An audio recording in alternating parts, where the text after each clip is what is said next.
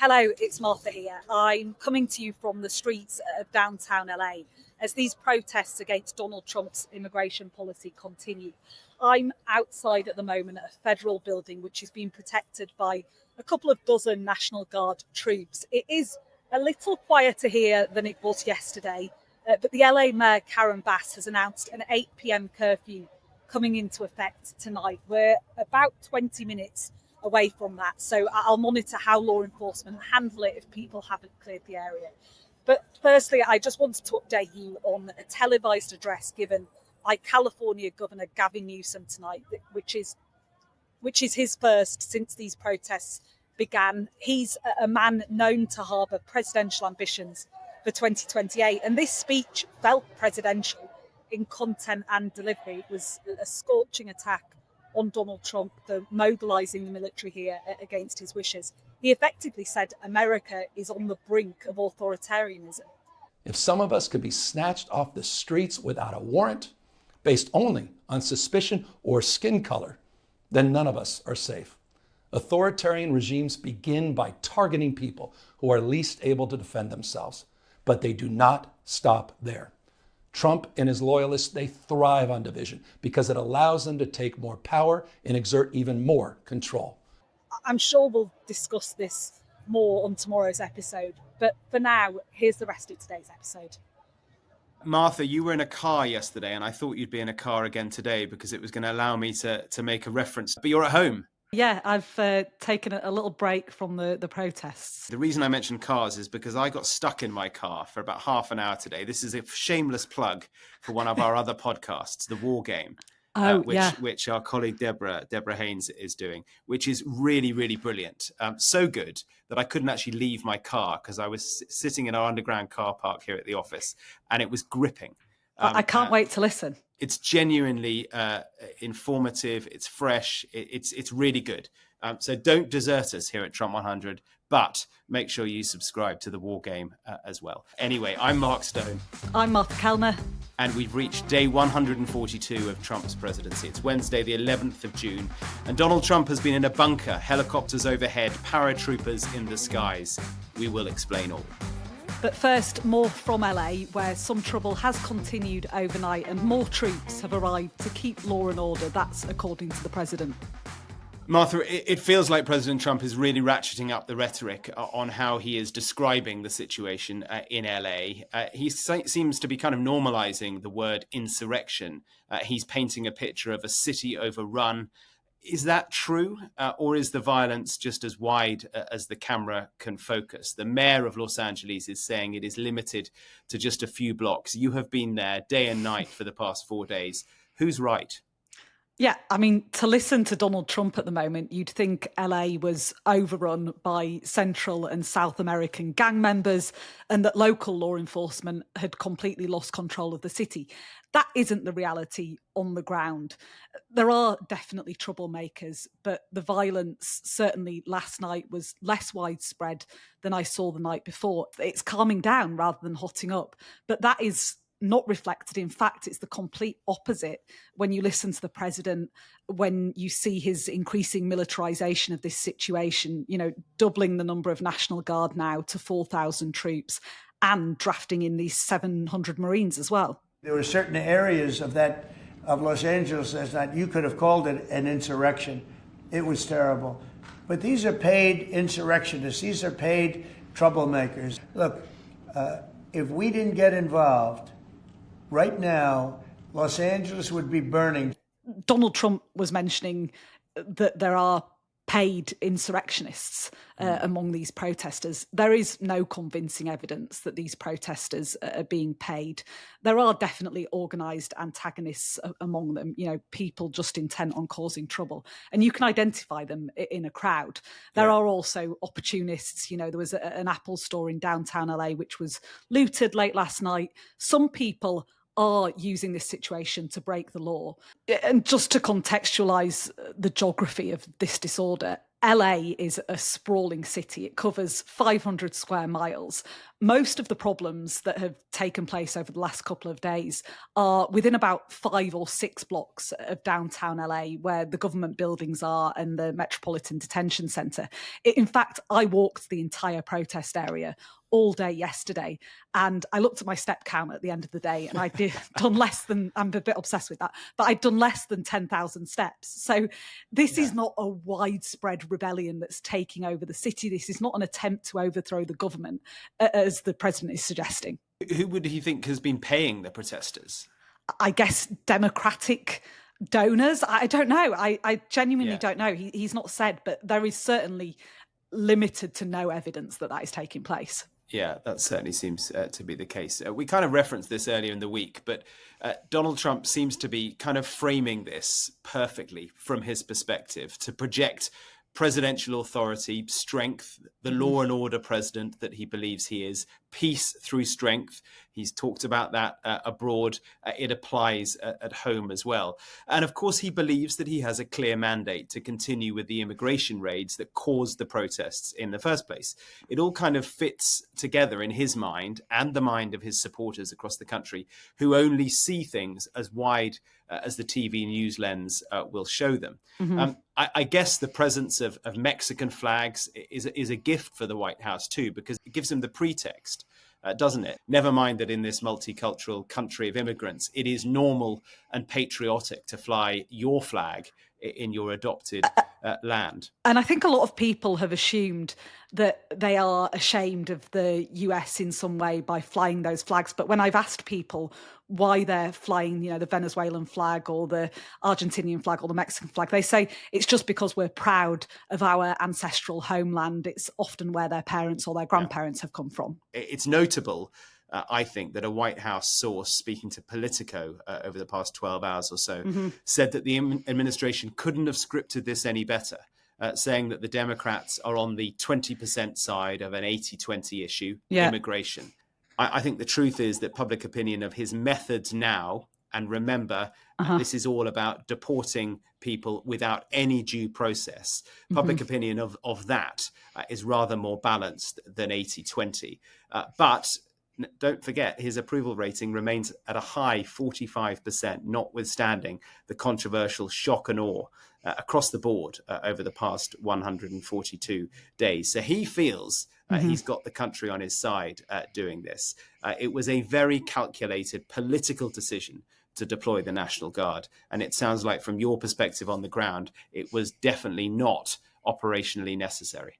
Yeah, I think it's been a perfect opportunity for Donald Trump to make a lot of noise, to flex his muscles on immigration. It's his best polling issue, a chance to assert his power and challenge the strength of the institutions again. And California embodies to the MAGA movement the chaos that they think Democrat rule creates. It's a sanctuary state that they claim is being overrun by migrants and plagued by crime. What is a sanctuary state? Just remind people what that is, because it's a phrase that's not used much in the UK. Yeah, it's when immigrants come from another country.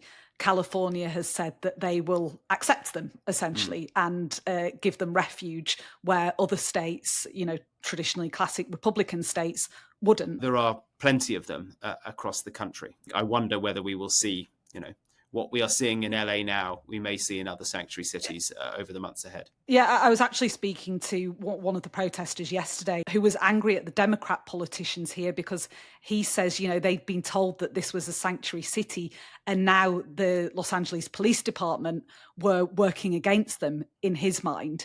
And I can see why he thinks that, because a lot of this protest is peaceful, and a lot of the protesters say that they've been mobilised by the techniques that have been used by immigration officials in these raids, people being pushed into the back of vans, and raids that have taken place at workplaces. So by their very nature, they are raids that are to arrest people who are doing work. Yes, they're suspected to be here illegally without papers, but they are working members of society.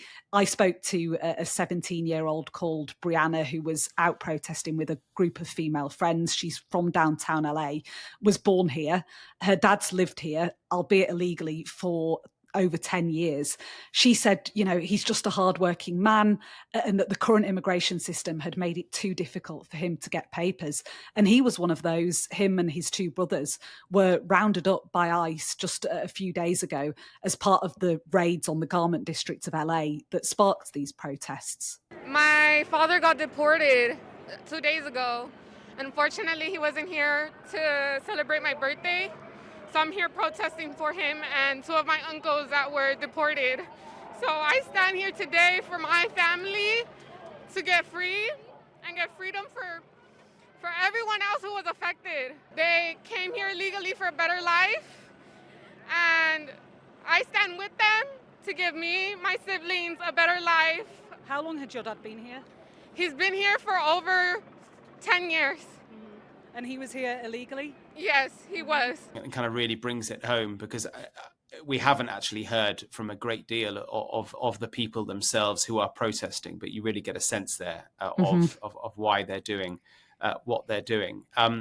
What are the National Guard and the Marines actually doing? Is it crowd control? Are they clashing with protesters? I saw quite a lot of them sleeping in a hangar somewhere. Yeah, they're doing not a lot right now. Gavin Newsom, California governor, posted this picture of them sleeping in some building in downtown LA. And they're getting very hot, I will tell you that, Mark. They're all wearing, the full body armor, the, big camouflage suits, and really not being called to action at all. I saw a group of maybe a couple of dozen National Guard troops, and they were creating a perimeter around a federal building in downtown LA. But it's the local law enforcement who are breaking up the protest. It's those people that you see with the batons and the rubber bullets and really in the thick of the action, not the National Guard. Now, Trump's been talking quite a bit about the Insurrection Act over the course of the day. This is a device that would allow him to deploy active duty military that is distinct from the National Guard, but does include the Marines who he appears to have already deployed. I think actually invoking the Insurrection Act, that would open the gate to mass deployment of the military, which obviously would be a complete game changer. Yeah, there's so many questions about how he could possibly justify that. He would have to prove that what we're seeing is an insurrection. He didn't clarify how he would prove that, but he did say that the National Guard will remain in LA until there's no danger, in his words. He also didn't clarify how he would measure that. But at the moment, these Marines are a couple of 100 miles away from LA. They're situated in Orange County, and it's quite possible that the Marines and most of the 4,000 National Guard that are here will never see the streets of LA. They'll only be brought in if the trouble ratchets up. Here in DC, we saw Defense Secretary Pete Hegseth talking about it. He was in front of lawmakers on Capitol Hill at a budget committee. And he said that military personnel are to stay in the city for 60 days to, quote, ensure that those rioters, looters and thugs on the other side assaulting our police officers know that we're not going anywhere. It is worth reflecting, Martha, on Trump's first term here, because this is a situation that we've seen before. In the summer of 2020, he wanted to use active duty soldiers, not National Guard, but active duty soldiers, to quell the Black Lives Matter protesters. Now then, his then Defense Secretary, Mark Esper, he now tells a story of how Trump privately asked officials whether it was possible to, quote, just shoot the protesters in the legs. Trump, incidentally, denies ever having said this. Yeah. Mark Esper says that he wanted to resign at that point, but he didn't, only because he was worried that a fully compliant loyalist would replace him as Defense Secretary. Incidentally, he was fired by tweet a few months later. There is a real sense, isn't there, that Trump has been learning from his past, doing things differently this time round. I remember in 2020, he said publicly, look, we have laws, we have to go by the laws. We can't move in the National Guard. I can call an insurrection, but there's no reason to ever do that. He went on to say, we can't call in the National Guard unless we're requested by a governor. And skip forward 5 years, and an emboldened, more confident Trump with compliance around him has done precisely that. Yeah, emboldened, certainly. And those who disagree with him are just sort of scrambling to keep up as he it invokes all these, laws and statutes to change the status quo. There is a potential political gain in this for his opponents too, though. California Governor Gavin Newsom, who is sort of a MAGA bogeyman, but, really embraces the attention that he gets. He's filed an emergency motion blocking National Guard troops and the Marines from assisting with immigration raids. He wrote on social media saying the federal government is turning the military against American citizens. He said this is unprecedented and threatens the very core of our democracy. And there's a hearing for that case set for Thursday. And there is an almighty ding-dong going on at the moment between Governor Newsom and Stephen Miller, who's Trump's deputy chief of staff, hardliner on immigration. I've just been trying to keep up with it all day. As far as I can work out, Stephen Miller hasn't put his phone down all day because he's tweeting moment by moment. The latest on that is Newsom's office has said the governor's position is that Stephen Miller has no peer when it comes to creating bullshit straw man arguments. So it's back and forth between those two, increasingly unpleasant. And remember that these deportations are happening without any due process. People are being rounded up and removed. That's what caused all this in the first place. Now, Martha, the president has spent the day hunkered down in a bunker, US troops crawling in marsh, holding their guns, helicopters soaring above, and drones buzzing by with paratroopers landing on the tarmac. If the wheels come off, this could be the future. For now, though, it is just a demonstration and a celebration of the US Army's birthday. Yeah, it creates quite the split screen, doesn't it? The president surrounded by troops talking of victories past and the military might of present. Yeah, he's been at Fort Bragg in North Carolina, one of the largest military bases in the world, the center, too, incidentally, of or rather conveniently, it might be said as well, of a cultural tug of war over the last few years, because President Biden had the base renamed Fort Liberty, removing the name of a Confederate General Braxton Bragg. Trump, though, has since brought that old name back, but conveniently named it after a World War II paratrooper called Roland Bragg. Anyway, I've spent the past hour watching I've spent the past hour or so watching what felt like a sort of a rally, a Trumpian rally, a big booyah moment. The troops were there, and certainly judging by the smiles and the laughs on the faces of those positioned behind the president as he spoke, they seemed to love his presence there.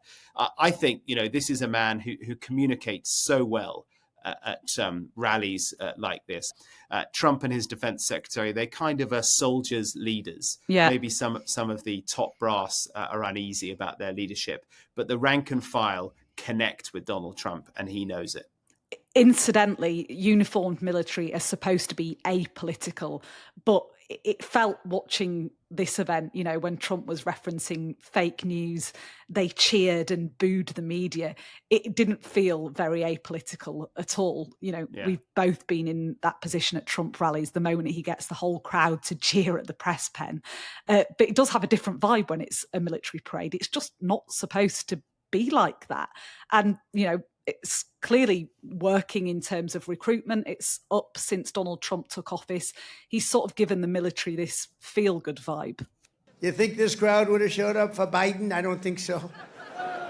I don't think so. And maybe I'm wrong.